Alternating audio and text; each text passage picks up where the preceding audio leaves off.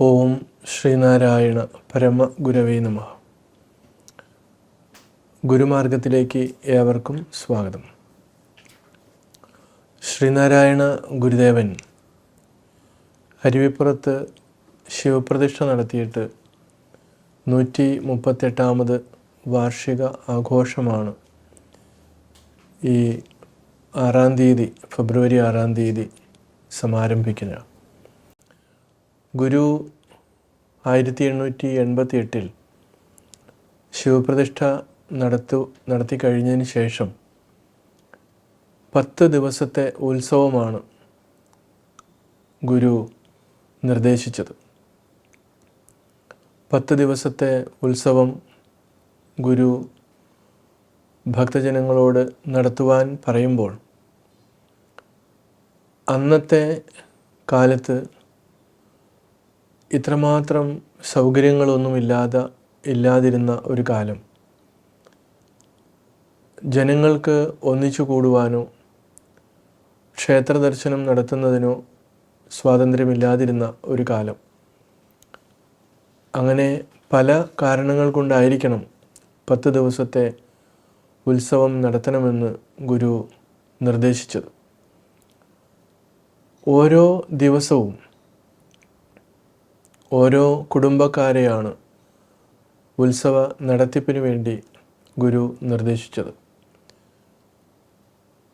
കാരണം ക്ഷേത്രത്തിലെ പൂജാദികൾക്ക് ഉള്ള സാമ്പത്തിക ചെലവുകൾ, അന്നദാനത്തിനുള്ള ചെലവുകൾ ഒക്കെ കണക്കിലെടുത്ത് സാമ്പത്തികമായി മോശമില്ലാത്ത കുറച്ച് 9 കുടുംബക്കാരെ ഗുരു സെലക്ട് ചെയ്യുകയും ആ കുടുംബക്കാർ ഇന്നും ഉത്സവം ആ രീതിയിൽ നടത്തിക്കൊണ്ടിരിക്കുകയാണ്.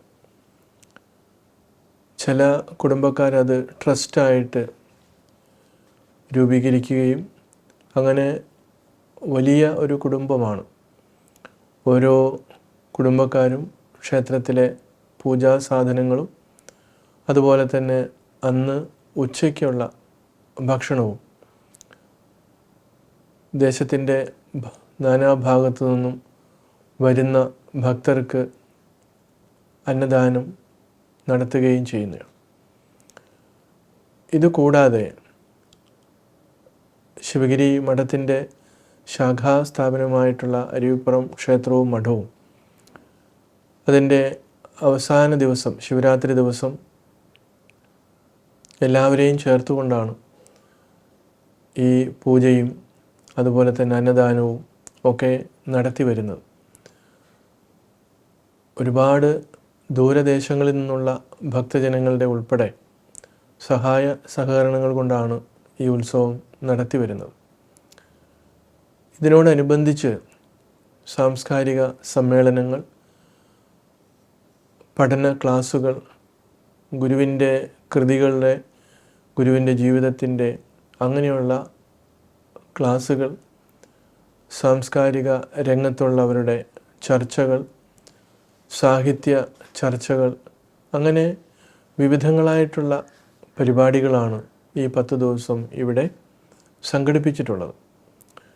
ഇതുകൂടാതെ ശിവരാത്രി ദിവസം നമ്മൾ ശങ്കരൻകുഴിയിൽ നിന്ന് 1008 കുടം ജലം എടുത്ത് നമ്മൾ ഭഗവാൻ പ്രതിഷ്ഠ നടത്തിയ സമയത്ത് തീരാവുന്ന രീതിയിൽ അത് അറേഞ്ച് ചെയ്തിട്ടുണ്ട്.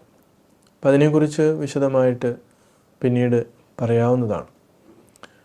തീർച്ചയായിട്ടും ശ്രീനാരായണ ഗുരുദേവ വിശ്വാസികളെ സംബന്ധിച്ചിടത്തോളം അരുവിപ്പുറത്തെ ശിവരാത്രി എന്ന് പറയുന്നത് മൂലസ്ഥാനത്തെ ഉത്സവമാണ്.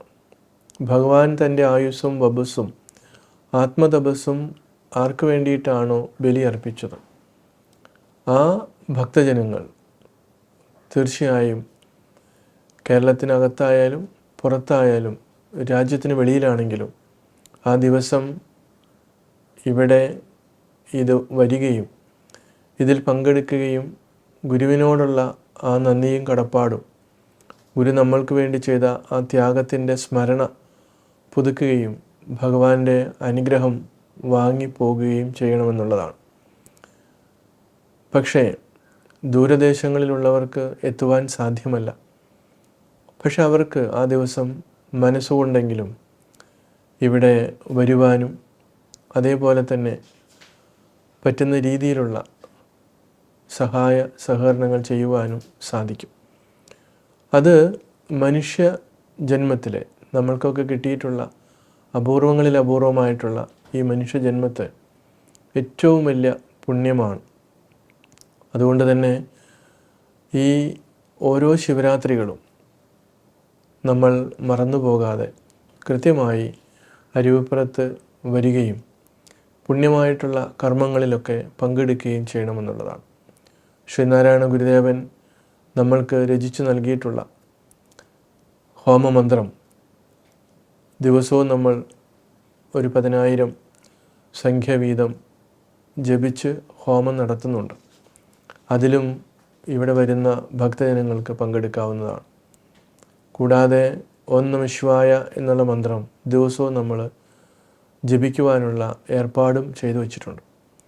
ഇങ്ങനെ വിവിധങ്ങളായിട്ടുള്ള ഈ ഉത്സവ പരിപാടികളിൽ തീർച്ചയായിട്ടും ഏവരെയും സ്വാഗതം ചെയ്യുന്നു. എല്ലാവർക്കും നമസ്കാരം.